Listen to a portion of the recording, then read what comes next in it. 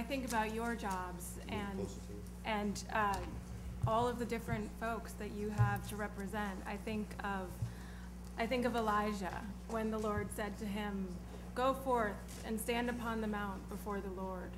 And behold, the Lord passed by, and a great and strong wind rent the mountains, and brake into pieces the rocks before the Lord. But the Lord was not in the wind, and after the wind an earthquake. But the Lord was not in the earthquake, and after the earthquake a fire. But the Lord was not in the fire, and after the fire a still small voice." In the mess of lobbyists, CEOs, and party politics, I see you surrounded by wind, fire, and earthquake. Somehow, the people of New York have become the smallest voice. The lowest wage workers among us, the unemployed, are the still small voice. To tune into God's voice and the voice of the people, we must tune out this world's noise. Listen for the quiet leading when the situation seems hopeless.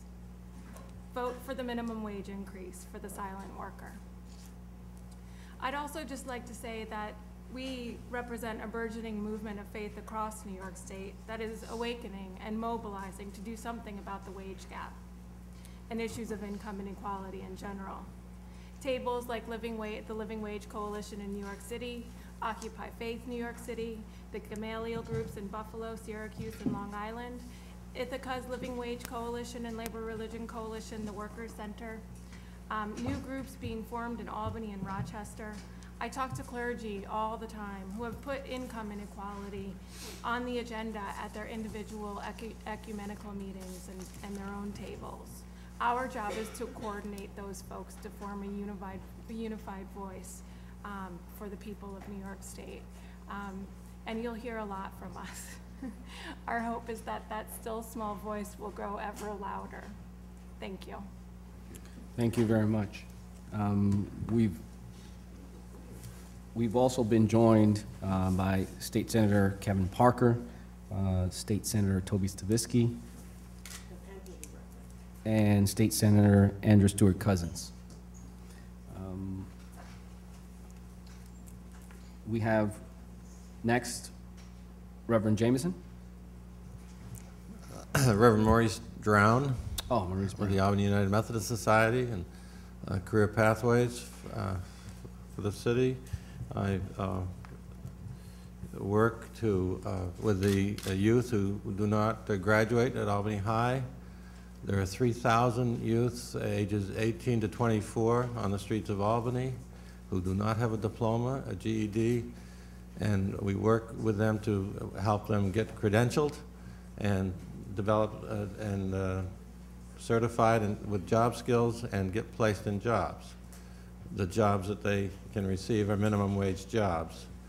And you've heard the statistics from Bishop Hubbard that the people we work with are not, they don't have checking accounts, they don't have plastic, they have cash, they live on cash, and they don't have any cash. The minimum wage is absolutely critical to their survival. Predominantly young mothers who are trying to care for their children, who get jobs that are usually less than full-time, and they're also going to school. They have tremendous pressure in their lives, and an extra $1 an hour can be $80 a month, $100 a month. It's the difference between paying your rent, not paying your rent, feeding the kids, not having food for the kids, not having clothing for them. It's huge in their lives. And I just want to come as an advocate for them and to let you be fully aware of the human cost. It's also a great public concern to have 3,000 folks in that age group at risk on the streets of Albany. It places us all at risk. And they have a better chance, you know, of being involved with the criminal justice system than they do getting their diploma from Albany High. These are Albanians striving to survive and succeed in this community. And it's not a resource we can waste. And the minimum wage is their key to survival in this context. So I just encourage you to put a human face on that's what these folks have become for me. I've been an inner city pastor for 40 years, and it's amazing to me that I did not encounter this population as a pastor in a thriving congregation. They